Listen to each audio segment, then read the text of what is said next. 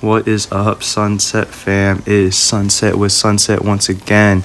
As you can see, a little weapons video. Starting off, no bias, favorite weapon right here is gonna be the Feel the Burn. And kicking right off is the very first weapon we see is going to be called the High Fidelity Long Range Ricochet Weapon Specialist. Only really good against the OD. One of my personal favorites in the beginning of the game though, as you can see.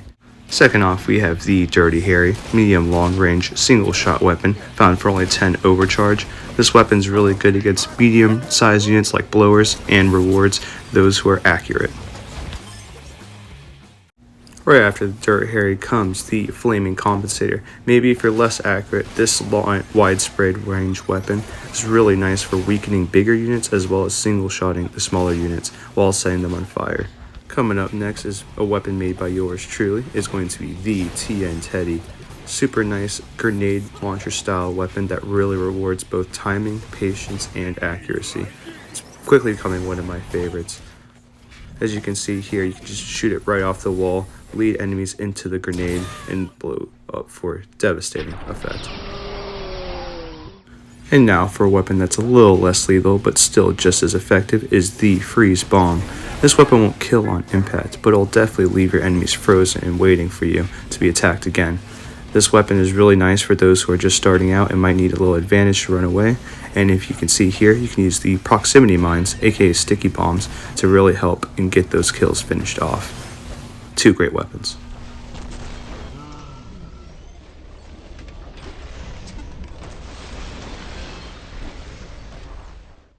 Well, I'll get back to the Taunt-Bot in a little bit, but right now, let's focus on the automatic Roman Candle. One of the best automatic weapons I can say in the game.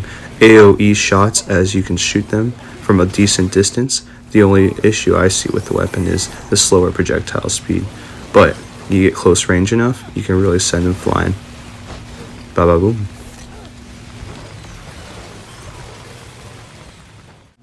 And another lovely firecracker weapon is going to be the one-handed dragon. This is a single shot firework weapon that really sets enemies ablaze and leaves a nice little sticky bomb that you can use too. And of course, a quick shout out to those who are still watching right now. I do still play on Xbox from time to time. I will be offline if you look to friend me. Well, just message me and I could definitely get us some games going. Just let me know. Of course, now for one of the most seen weapons is the Captain Ahab. Nice little single shot weapon that not only can take down the big boys in a couple hits, but it will also draw enemy aggro. As you can see in the slow-mo after I hit the blower, you can see the OD going back in pace, looking to go for that overcharge. And you see that little dent there? Nice little dent on the little herker. Very nice. And what do we have here? Nice big little herker boy just wandering pace, and boom, the dude coming in. You see the slow-mo, the ball bounced twice and hits the enemy, making good impact on big boys, as well as you find an open lane, you can also slaughter some OD with it. Of course, now we are in for the real guns. Starting off with Shorty Shotty, very nice, super close range single shot weapon, very deadly to those right in the face, but very discredited among many of the Sunset members. Definitely worth a try. And over here is one of my other favorites, the AKFU. One of the longest ranges weapons in the game. Automatic and nice fire rate. Super solid, just not a lot of damage in there. But as you can see, you can really combo it off with stronger weapons to really make a big impact. Now here I tried my best, but this is a little example of the Plague Bomb, one of the DLC weapons. It will do slight damage over time, but the most impactful part is that it will infect enemies and it will spread among kills. Kinda like COVID, sorry. And here is the turret Copter, nice little medium range deployable weapon, very nice at taking out single target units. Looking to take out some Fizzco, definitely the Fizzco bot rifle. It's one of the best targets to hit. Takes a couple of shots, it is an automatic weapon. You can hold down the trigger, but as you like to see, I have more of a trigger discipline, looking to single shot these guys with it. Following along suit is the Murderang, which is definitely something you can use, another automatic weapon. Really great for just spraying and praying with super long range capabilities.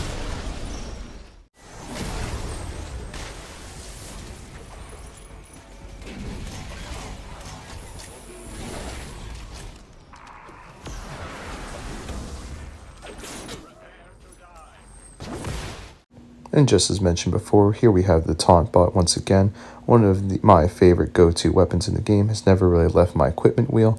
Really nice for drawing in enemies and getting them off your back, as well as pairing with a CQB amp, such as the Twisted Fate for maximum damage. And you can even combo it with deployables such as the Pulse Mine, Acid Sprinkler, to draw enemies in, as well as doing devastating effects. Very nice stuff. Combos, combos, combos. And pairing with combos, we do have the Rivet Blaster, one of the highest capacity ammo weapons in the game with 70 shots without the double ammo overdrive. You can combo this with just about anything. The electricity really weakens the enemies up.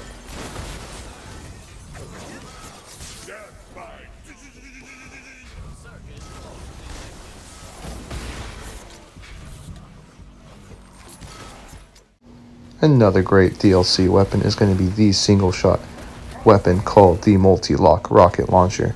Hold down the trigger, you're going to aim at a couple enemies, and it's going to release a very slow projectile that will actually do some decent damage.